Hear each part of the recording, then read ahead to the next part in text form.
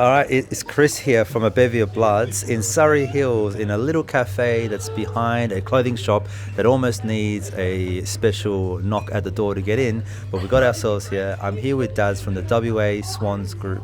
Mate, Daz, thanks so much for coming in. G'day Chris, it's great to be here. Mate, look, I've heard about you guys. I actually know about yourselves because I was in WA once visiting my mate Nigel, who was teetering on becoming a Freo fan that I then bought a membership for, and now he gets that as his birthday gift every single year. And I make sure I send over every now and then some kit to just keep him interested. And I was visiting him, and he said, there's actually a group that goes watch the game.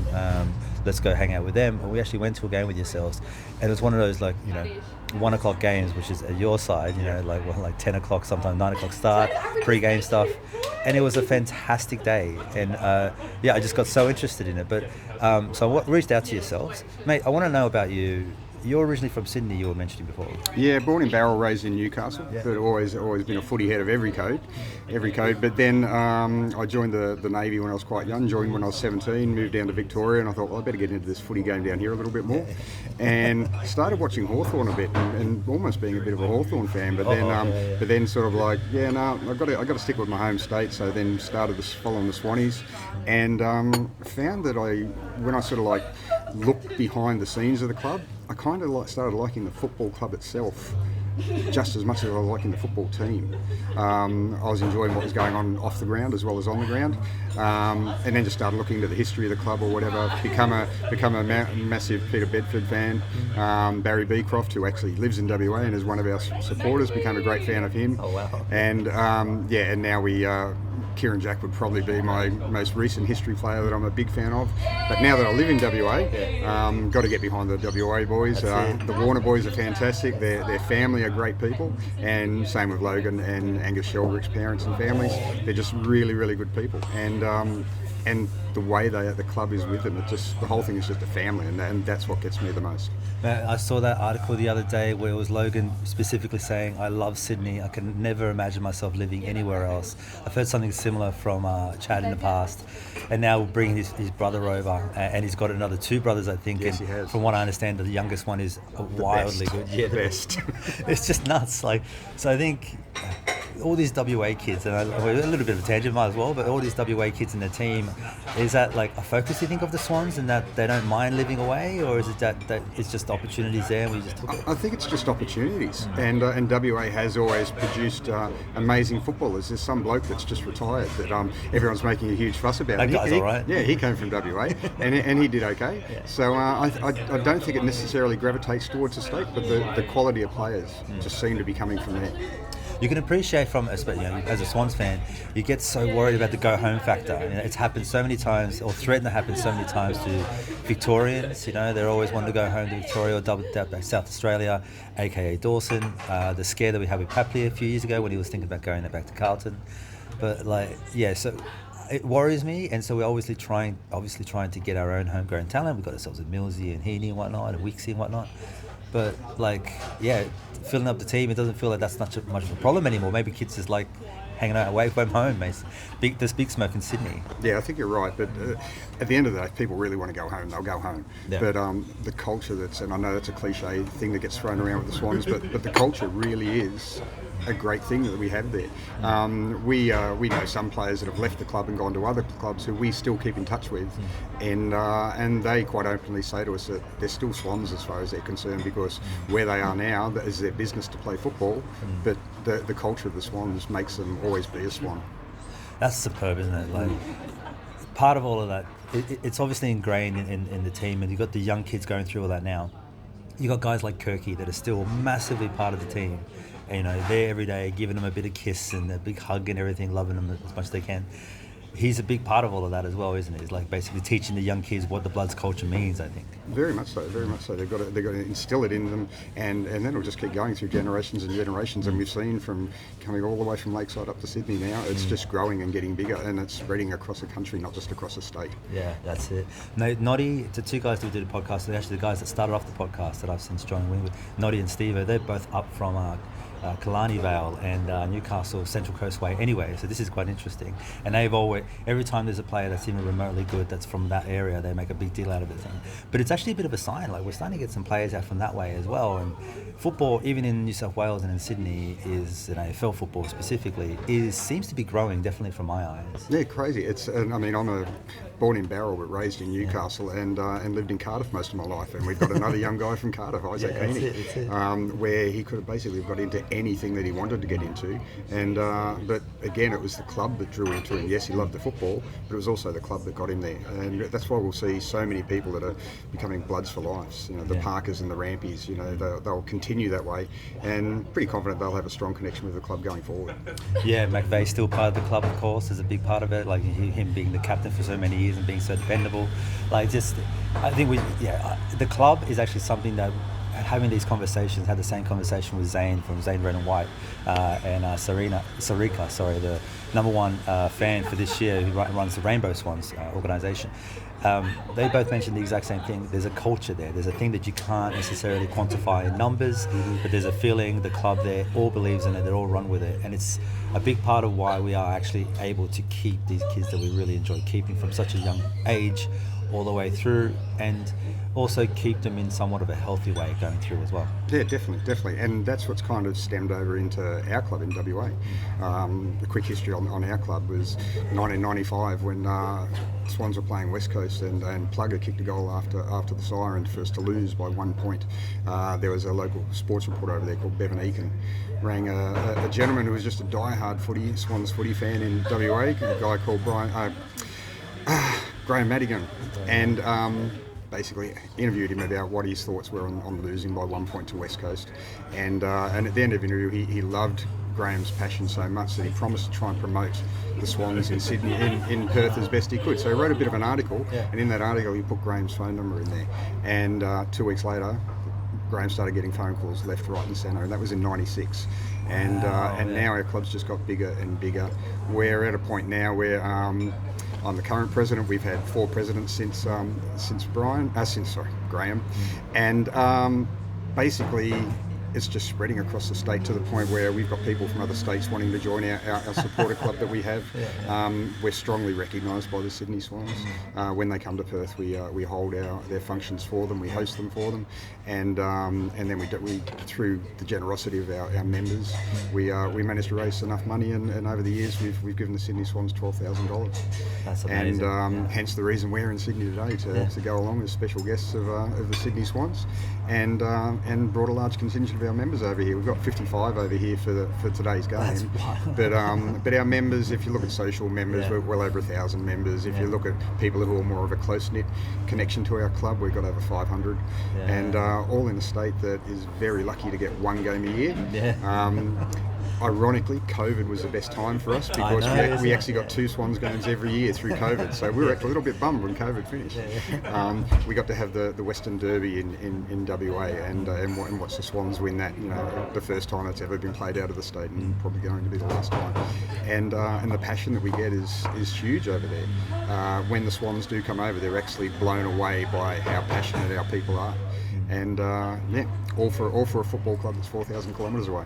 Oh, that's unbelievable. I just love the passion is important. It's also the support that the club is giving back. It's like loyalty goes both ways. It goes forward and back. And of course, it sounds like the Swans have just as committed to yourselves as you are to them, it sounds, and that's pretty high commitments for what I can tell. Yeah, very much so.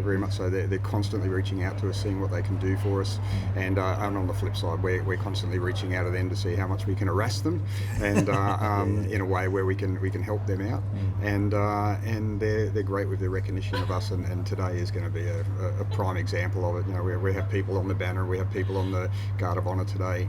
They're hosting a private function for us before the game, and it all comes from the crux of one guy in WA loving the Sydney Swans to that point where we're now quite a massive club over there. We're actually the largest supporter group outside of New South Wales. We're much bigger than Victoria, and we're actually a little bit bemused by it. We just do what we love, and it's growing around us, and we're actually a little bit overwhelmed by how popular we've got, but we're just doing what the Swans are doing. We're just going 1 game at a time and see how we go. Oh, you sound like horse. You're watching a lot of presses there. Man, that's amazing. So So of the club, you mentioned like there's 500 odd, 55 members that are here at the moment. Yes. How many members are in the club just generally? There's about over 500. Okay. And that's spread. The thing in WA, we're quite a massive state, so we do have a lot of members who are spread right around, and we don't get to see them very often. Of course, yeah. But whenever the Swans come to town, it's bees to honey. Everyone just comes into the city.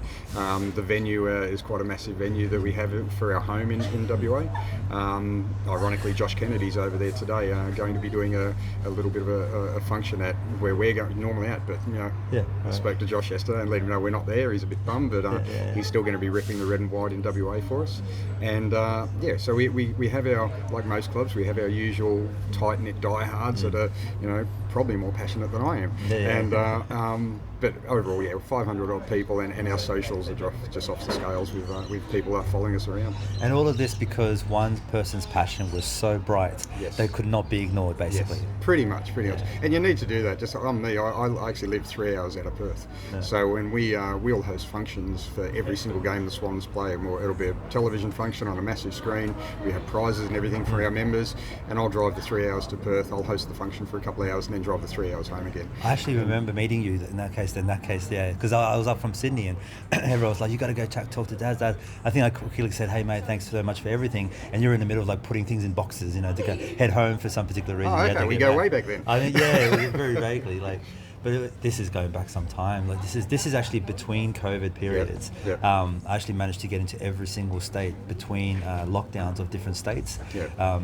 I know you're looking at me maybe thinking that might have been my fault. I'm not suggesting it's not. The stats are there, but heading over to WA to see my mate Nige and then get out to the game was wild, and I was just like, this is amazing. So I actually was telling him, like, if you want to become a member of this group, I'll pay for it as your birthday gift or whatever. But he's a pilot, so he works random hours. He doesn't kind of get out to the games. But I will say that I think I've held him. He's definitely a Swan, so we'll hold on to that. Awesome. Matt, I want to quickly about yourself. Your favourite player on the club as it stands right now, if you had to pick someone right now. That's quite a pressure one. A lot of them are going to sound cliche, but I'm a big Hayden McLean fan. Die hard. I call him Die Hard, and I'm a huge Hayden McLean fan. I'm so glad you say that, because I am and have been for a little while, and now that he kicked 4 goals, everyone's jumping on it. But he's a gun. Yeah, exactly. And probably close to him wouldn't be another player, but it'd be a shoe. It'd be Braden Campbell's left shoe. That would pretty much be one cannon. That would pretty much be one of my favourites. The cannon bazooka. We still can't work out which one we want to use, but it's probably a little bit unfair to try and pick down to one player. I don't want to go for the cliche West Australian players, but Hayden and Errol, I can't go past Errol. He's just a dynamo. You see captain material in the near future, you have to imagine. Oh, definitely, easily. Captain Brownlow, definitely a Norm Smith at some stage. Yeah, all Australian this year, you'd imagine. So it's all happening for him. Have to be. And now with Dacos out of the Brownlows, who knows? He's going to give it a nudge. Yeah, that's right. Maybe the Bond punches someone this week, and he got himself a chance, and Prataka hurts himself. I don't know. I'm not suggesting we should do anything. I'm just saying that things can happen. Yes, exactly. And Matt, you were mentioning old players from the older time. Like, you grew up watching all different codes, just like I would have done, especially in, like, growing up Newcastle way and Barrel. Rugby league would have been number one for us growing up. How did you find AFL? You mentioned that you went down to Victoria and you just couldn't stop paying attention to it. I guess it's the only sport that gets really shown in Victoria. Yeah, I'm actually a Newcastle Knights member. I've been a member for over 20 years. And but going down to Victoria, it's like just could not find rugby league on the TV anywhere. And then started watching AFL. And like I said, I think I started gravitating towards Hawthorn, but it was pretty much, as I say, I was in the Navy down there. Yeah. And my cabin mate that I had was a big Hawthorn supporter. So that was the only game I could ever get to see. And then I started thinking, no, I want to gravitate towards my own state. So then started following the Swans. And for me, I just liked looking into the history of the club. Fell in love with Peter Bedford.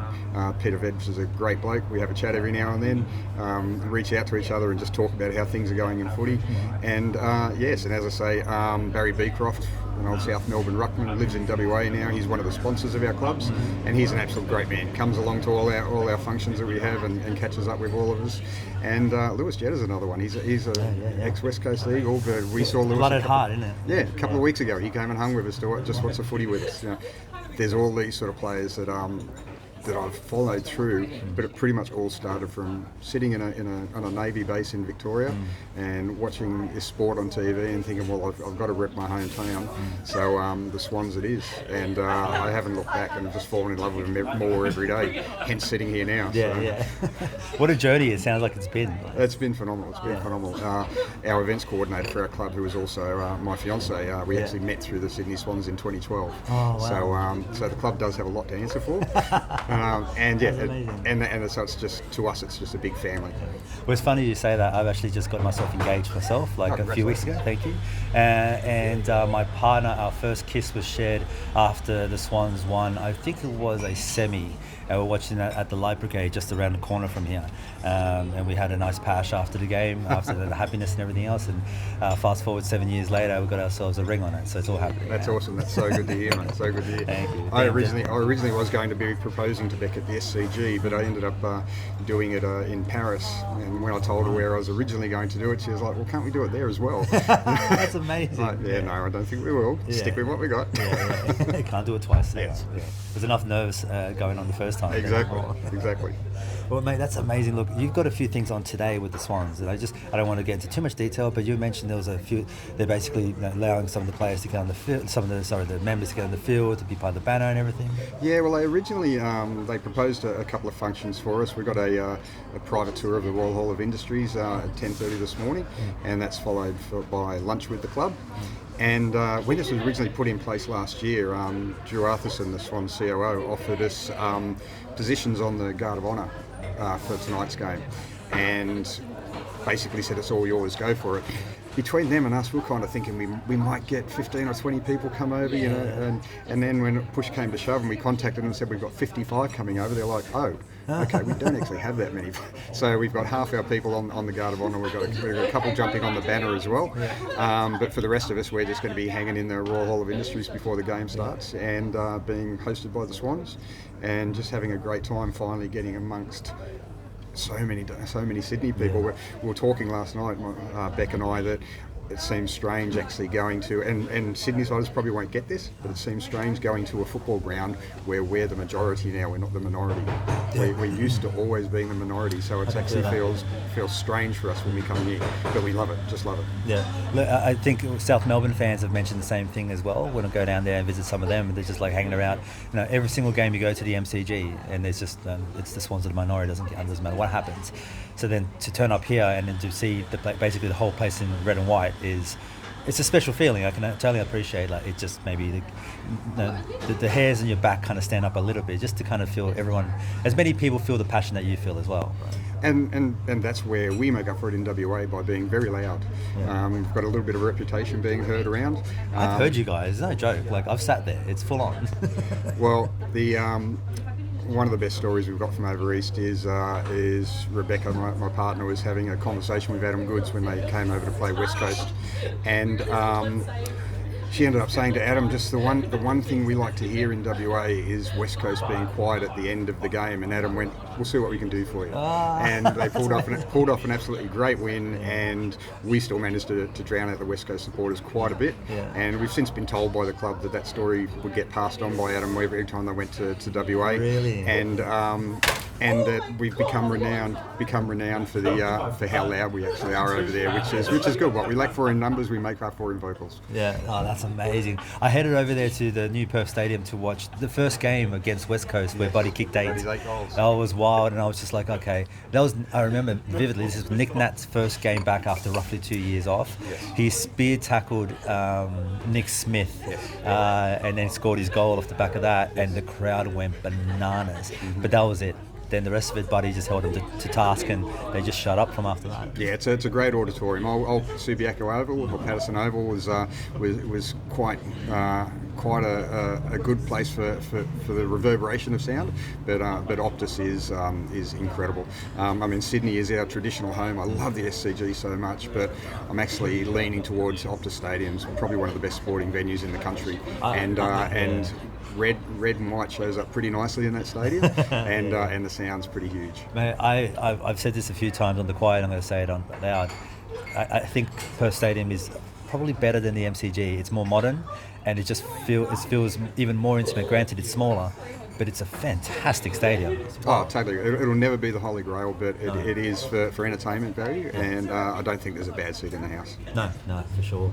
All right, mate, look, you've got yourself a massive day. I really appreciate you catching up with me in this little cafe in the back of some clothing shop that I don't know what's going on, but it's amazing. Enjoy your trip while you're here. I hope the Swans look after you, and if there's any shout outs you want to give or let everyone know how to get in touch with you, even if they're coming to Perth to visit and want to watch a Swans game or just want to meet some Swans supporters for the sake of it. Definitely, anyone who wants to come over to WA, you don't have to be a member of our club. If you love red and white, we love you guys. So you can check out our Facebook page, which is just the WA Sydney Swans Supporters group. We also have Instagram. We also have our own app, and we also have our website, as most people do. So check all those out. You'll even find my mobile phone numbers on the website. I'm more than happy to take phone calls and get you guys to come along and just see what WA has to offer. Yeah, perfect. And personally endorsed by myself and the Bevy, I can guarantee you can have a good time. They look after you and they put on a better show than anything else in Sydney. One quick tangent, whether I cut this in or not. When I was in every time you're watching a game in Sydney, you might appreciate this. You're lucky to get the game on, right? Growing up in Sydney, and maybe for Melbourne fans, and maybe for WA fans, South Australian fans, everywhere outside of Sydney and Brisbane may not appreciate that if you go to a pub, there's absolutely no guarantee the game is on. There's absolutely no guarantee that they're going to put the game on, and it's almost impossible for them to put the sound on with the game if you're wanting to watch AFL.